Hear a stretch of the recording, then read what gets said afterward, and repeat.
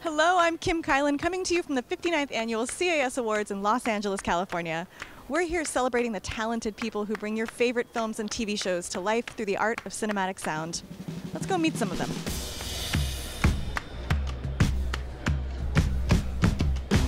How does it feel? This is your last year as CAS president. Yeah, it's unreal. I mean, honestly, I remember like 15 years ago, roughly, being accepted and thinking, oh my gosh, I can't believe these people are like kind of letting me in their society.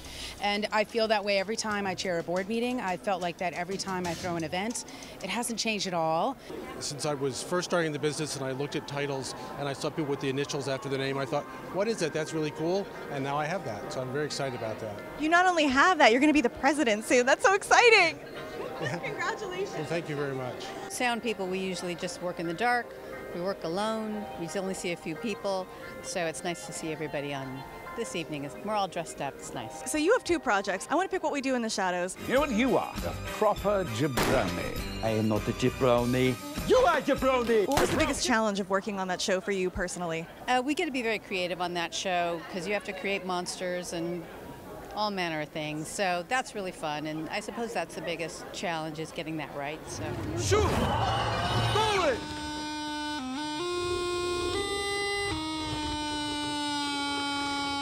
Yes, it's working. What was the biggest challenge on working on something so dark and so based in reality? What's in the garbage bags? They're the clippings from the yard. You know, I mean, I think, honestly, it was probably like morale for the crew. It was just staying, because we had a lot of, obviously, dark subject matter, and we had a lot of nights to deal with, and so I think it was just keeping up, like, crew morale, like, team morale, for the most part, to be honest, because I was really, really lucky to work with an incredible group. I'm here with John Taylor, who is the dialogue re-recording mixer in Guillermo del Toro's Pinocchio. He's just a puppet. No, I'm not. I'm a real boy. When you're creating a world like that that's so specific and so just cinematically gorgeous, what's a challenge for you as a dialogue re-recording mixer? You know, I do the dialogue and the music, and so Alexander Desplat provided the music, which means that you have the extra pressure of dealing with music that already comes in that's great, all on its own, that tells a story by itself. And when you have so many incredible elements, including the performances of the actors, that in a way, it's simple because you're not fighting production sound and so forth. You have all the pre-recorded, clean, dialogue from the actors. That part of it makes it simple. Making it believable is the challenge. So taking that nice, clean dialogue and working it to where it's when they turn their heads, you feel a little bit of a shift, a very slight shift to give you that reality. Making those little tiny precision moves, is what it's all about. We're here with Kira Smith and Brian Dembinski, the sound team, the production sound team from Severance. I acknowledge that once the procedure is complete, I will be unable to access my personal memories whilst on the severed floor. Say gratitude. The universe that it's set in is very dark and cold. What are some challenges you guys face in capturing the production sound on those sets with lots of cold, hard surfaces all around you? No, you're right. The sets were built very exactly by the design team, and the way that they're constructed, they cause a lot of echoey spaces, and also they're trying to do this thing where when you're in innie, you have a very dry, very simple sound. Okay, my name's Mark. And when you're outie, you have that more in the world kind of sound. Are you following me? The voice is different here. Worse. So there was always sort of a give and take between trying to capture things on the boom and using a lot, because we're doing a lot of wide shots. We had 3 cameras a lot, and everything is very exact, and Ben is very particular about how things go, so you have to work within the structure of what he's set up. Also, it was really cold. It was, yeah, outside it was really cold. This film in particular brought a lot of unique challenges on its own. Whoa, take it easy, sweetheart. The opening voiceover with Rob, he speaks so softly. When that light hits the sky, it's not just a call.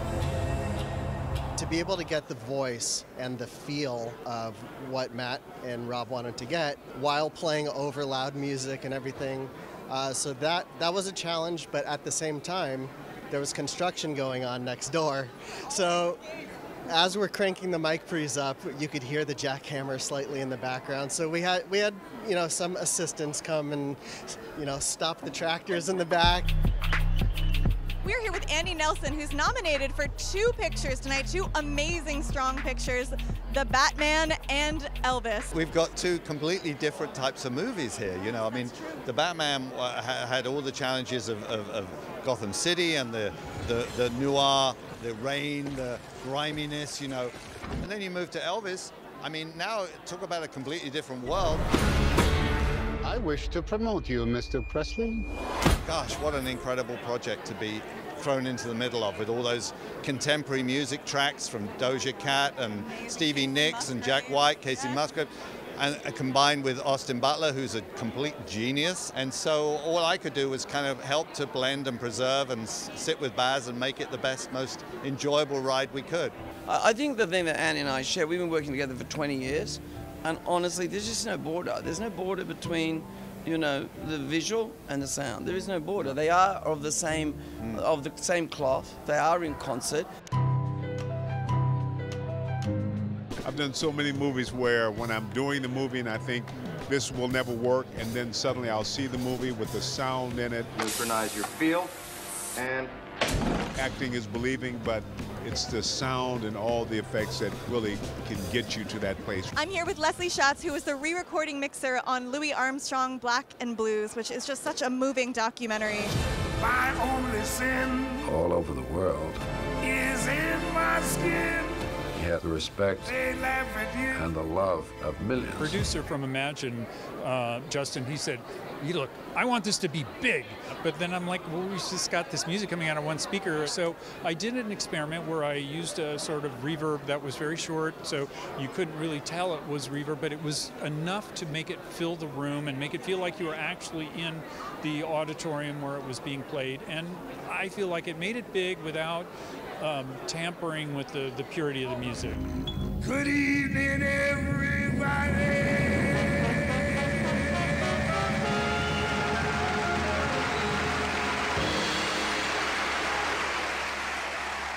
All right, I'm here with the sound team from The Bear. You cut vegetables like a bitch. Now system, baby. System. I mean, it starts with our production mixer, who's not here, Scott D. Smith. He captured, 8 people in a kitchen screaming really well. There was almost no technical ADR in the whole series. It's all just rewritten lines, just adding a little zhuzh on top of it and stuff. So. Yeah, that was a working kitchen, working stoves, real fire. There's a lot going on, like pans, bowls, stoves. Right. How do you fit into the mix? When it's a working kitchen on screen, then it becomes a working kitchen for us. So basically every episode of the show we destroyed the studio and everything was splattered all over the ceiling. I have to tell you, this is the most fun I've had in a long time working on a program. Puss in Boots is such a fun tale that, it's taken from the Shrek world. When you're doing a spin-off of something, do you keep in mind where the character comes from? I am Puss in Boots. I think it was 10 years since the last Puss in Boots, so it's a majoritively a new audience as well. So, and I've done things before where there's maybe a reference to something before. I think it's beholden to us to execute the director's vision regardless of any historical stuff. Lives flashing before your eyes. Pray for mercy from Puss in Boots. I'm here with Mark Mangini, who was the re-recording mixer on Goodnight Oppie. Our whole objective was to build 2 solar-powered rovers that could survive 3 months on Mars. The beauty and the joy of working with NASA and JPL is that they are freaks about archiving everything, and there's always a camera somewhere. The challenge was wading through 1,000 hours of archival footage to find the little bits and bobs that I could weave in to make this sound like, yeah, we're really there, this is really happening.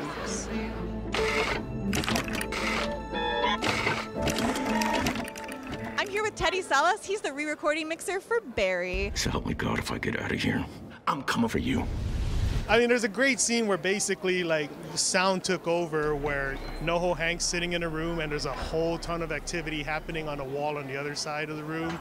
Just people getting mangled by a huge whatever it is to your imagination. And that was both fun and challenging to try to make sure that we, paint the picture well enough for everyone to understand that it is carnage on the other side, but like still be able to hear some of the words that they're saying. And but yeah, it was one of the dirtiest but like funnest mixes I've ever done. And now in 59 years of the CAS Awards, the advancements are insane. The technology is incredible. People pour their heart and souls into creating the perfect sound mix, these masters of their craft, only so that people can watch it on their phones on mute with captions. So it honestly sound is being threatened, and we have to stop it. And that's why I'm here today, not just to host and bring levity, but to say to all people that press that mute button, you're destroying people's livelihoods. Hello, everybody. Thank you very much, and welcome to the 59th Annual Cinema Audio Society Awards. The award for Outstanding Achievement in Sound Mixing Motion Picture Documentary goes to... Moon Age Daydream.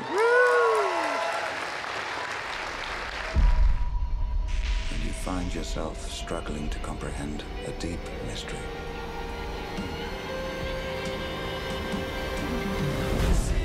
I think probably because it spanned such a wide amount of years through David's life, I think it was just trying to make each one sound as though it belonged to the era that it came from. And also Brett Morgan's direction allowed us to take risks and go outside boundaries that we'd sort of set up for our own selves. So it allowed us a lot of experimentation over the time. It was a lot of fun, but it was very, very challenging. The award for Outstanding Achievement in Sound Mixing for Non-Theatrical Motion Pictures or Limited Series goes to... Obi-Wan Kenobi. Have you come to destroy me, Obi-Wan? I will do what I must.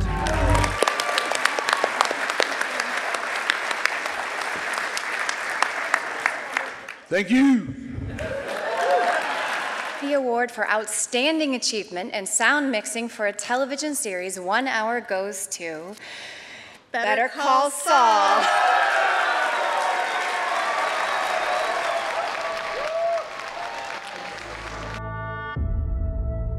Well, you know what they say. The wicked flee when no man pursueth. I'm here with the sound team from Better Call Saul. They just won an award. Oh my God, you guys, how does it feel? We're overwhelmed because I don't think there's a person here that thought we were going to win tonight. The award for Outstanding Achievement in Sound Mixing for Television, Nonfiction, Variety, or Music Series or Specials goes to Formula One, Drive to Survive, Season 4, Episode 9, Gloves Are Off. Lewis Hamilton remporte le tout premier Grand Prix du Qatar. And Alejandro has a way of talking that makes everything important. You know, if he's describing a guacamole, he would say, and then the avocado is sliced, and it gives us his life. And then the lemon spills the blood into it, and guacamole, you know? There's a reason why cinema is called an audiovisual medium. That's why audio is first, before visuals, because I truly believe that sound hit our bodies sensorially. Without intellectualization, we are just hit primarily, and it strikes our imagination, and it's boundless. Yeah, hello. I'm looking for Alvin. Last name, Mr. Wee. That's Wee, like we. You know, wee, like wee. Is there a wee there? Is there a wee? Hi, I'm Alvin Wee.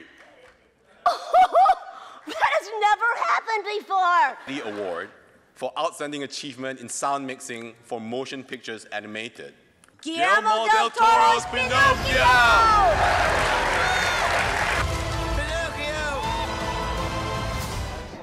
With animation, I would say that you have the ability to almost do anything you want So because of that, it makes it more difficult. It's like, you know, it's like, how do you do it? I absolutely love it. It's a lot of fun. The award for Outstanding Achievement in Sound Mixing for television series Half Hour goes to... Only Murders in the Building. Oh, Season 2, episode 5, The Tell. I gotta say, Dad, what you've done with the production value here. Okay, the good news is you're not the worst dressed guest here. There on the tape was the murder. Maybe. Looking murderous. It was like a kind of a flashback to like the 70s. They were weaving in and out of all these different things, and so that was a challenge and like really a fun thing to do. It's my great, great honor to get to present you, Peter, with the much-deserved Cinema Audio Society's Career Achievement Award. The problem with receiving a Career Achievement Award is that it suggests I'm now done. Far from it. Peter, I'm honored to have been part of your team. I'm grateful to call you a mentor, close friend, and brother. I can't think of a more deserving recipient of this award. It was Peter's enthusiasm, dedication, and passion for the art form that registered with me.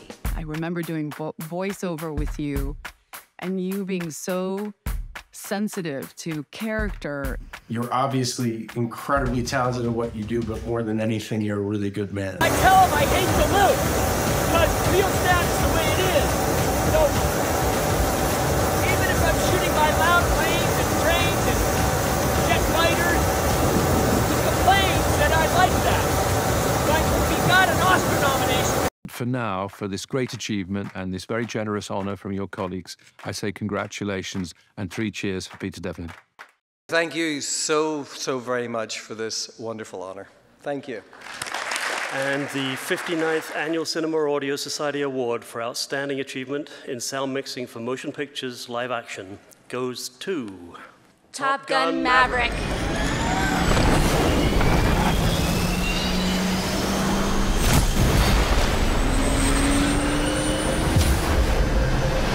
The most challenging thing was that they wanted to record the dialogue in flight in those supersonic jets. It was a lot of R&D to get everything to work properly. It's incredible. There was so many great sounding films this year.